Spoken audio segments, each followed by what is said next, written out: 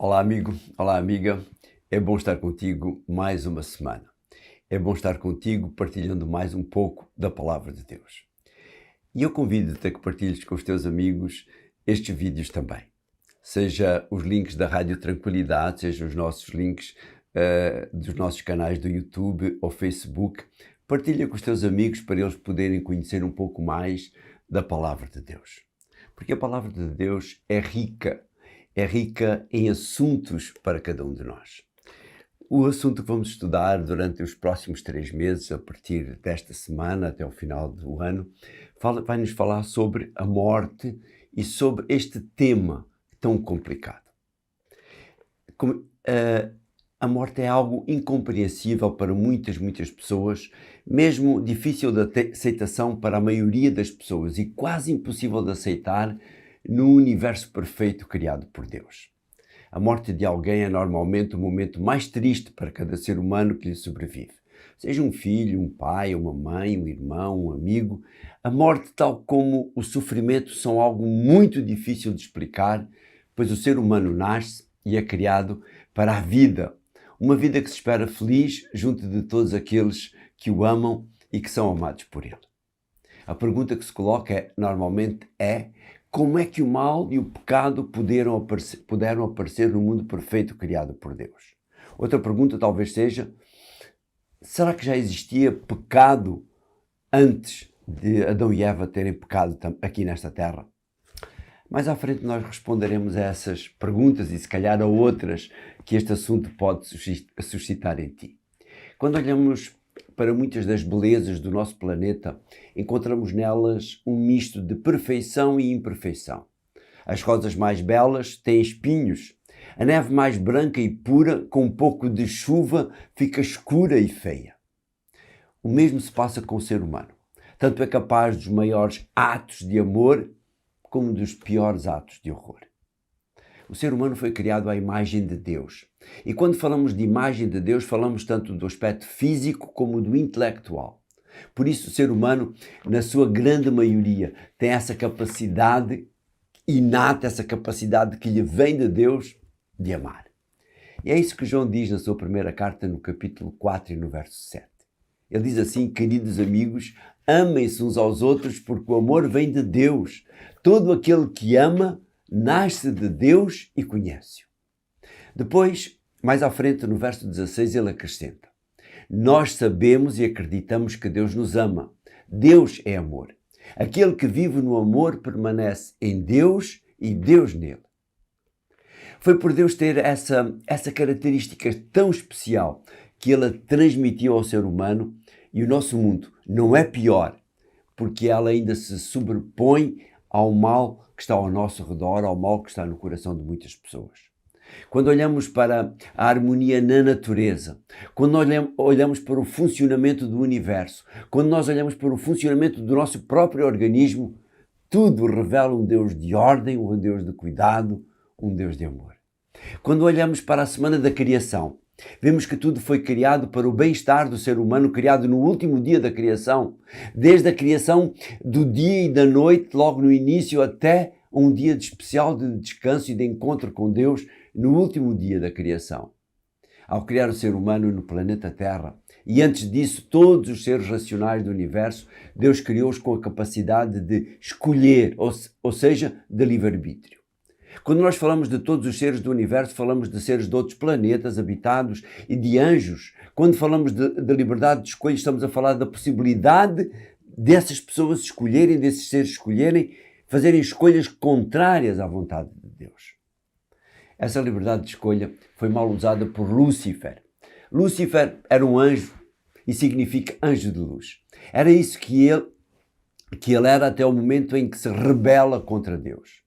Vê a maneira como Isaías o descreve no texto base da nossa lição, no capítulo 14 e no verso 12. Como pudeste cair do céu, astro brilhante da manhã? Foste precipitado por terra, tu, o vencedor das nações. O livro de Ezequiel, o profeta Ezequiel, no capítulo 28 e no versículo 15, ele diz também: tudo o que fazias era perfeito desde o dia em que foste criado até que começaste a praticar o mal. Qualquer destes dois autores bíblicos é muito claro quanto à maneira de ser e de estar de Lúcifer antes de pecar. Depois, Ezequiel completa com aquilo que se passou no coração de Lúcifer, algo que nós não conseguimos compreender, pois foi a primeira vez que tal coisa aconteceu. Vê o que diz o verso 17 do capítulo 28. Orgulhavas-te na tua formosura e a tua fama levava-te a proceder como um louco. Por isso deitei-te por terra e fiz de ti um aviso para outros reis.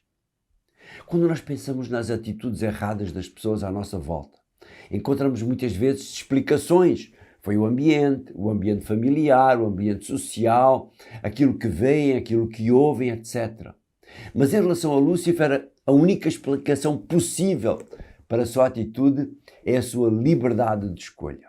Continuar a ser quem era ou desejar ser aquilo que ele queria ser. Vê como Isaías no capítulo 14 e no versículo 13 descreve. Tu dizias no teu íntimo, subirei aos céus, levantarei o meu trono acima das estrelas de Deus, sentar-me-ei na montanha do conselho dos deuses, no seu extremo norte. Quando olhamos para esta escolha de Lúcifer, querer ser maior que Deus, começamos a compreender algumas das escolhas dos seres humanos. Quando estes seres humanos colocam o seu orgulho, o seu egoísmo, a sua ganância à frente de tudo, criando as diferenças e os problemas que encontramos na nossa sociedade. Guerras, fomes, violência, desequilíbrios sociais, etc. Mas ao pensarmos nesse início do mal, somos levados à pergunta: mas se Deus sabia que Lúcifer ia pecar, por que foi que o criou? A resposta está nessa liberdade de escolha que Deus coloca nos seres racionais criados por Ele. Se os seres criados não pudessem escolher não obedecer, eles não seriam livres em toda a acessão da palavra. O problema maior dessa desobediência foi o que se seguiu a ela. Não contente com a sua atitude, Satanás levou outros a acreditar nele e ele acaba por conseguir que 1/3 dos anjos do céu se revoltem contra Deus. Vê o que diz Apocalipse no capítulo 12 e no verso 4. E lá está bem claro. A partir desse momento inicia-se o grande conflito. Lúcifer de um lado, denegrindo a imagem de Deus, e Deus do outro, com uma paciência que dura há milhares e milhares de anos, esperando pacientemente que o universo veja quem Lúcifer é e tendo-lhe já garantido a sua destruição, e ele sabe disso. A sua atitude é tão feroz em relação aos que fazem a vontade de Deus que os autores bíblicos deixam de chamar Lúcifer para lhe dar outros 4 nomes, pelo menos, que descrevem melhor o seu caráter e o seu comportamento, a sua atitude. Vê o que diz o verso 9 do capítulo 12 de Apocalipse. O grande dragão foi esmagado. Ele é a antiga serpente, aqueles a quem chamam o diabo e Satanás, o sedutor de toda a gente. Ele e os seus anjos foram atirados por terra. Mas quando nós olhamos para o livro de Daniel e o livro de Apocalipse, vamos encontrar esse ser arregimentando poderes político-religiosos para guerrearem também contra o povo de Deus. Vê aquilo que diz o versículo 17 do capítulo 12 de Apocalipse. O dragão ficou enfurecido contra a mulher e por isso foi combater o resto da sua descendência. Aqueles que guardam os mandamentos de Deus e se mantêm fiéis a Jesus. Mas, prezado amigo, as coisas não continuarão assim por muito mais tempo. A palavra de Deus é clara.